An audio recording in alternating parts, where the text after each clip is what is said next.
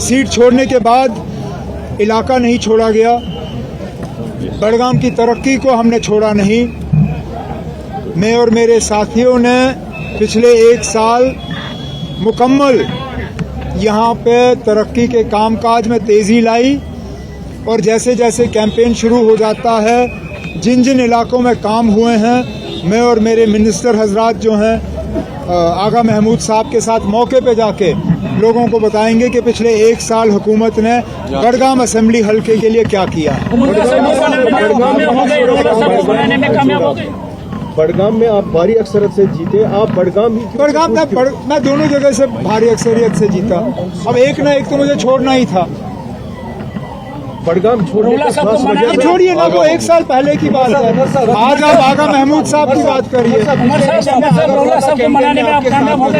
जब आगा महमूद साहब ने पहले ही इस सवाल का आपको जवाब दिया और मुझे नहीं लगता है कि आगा महमूद के अल्फाजों से बेहतर मैं कोई बात कर सकता हूँ।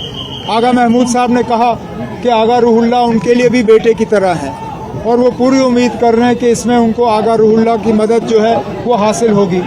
अब इससे ज़्यादा मुझे कहने की क्या ज़रूरत है।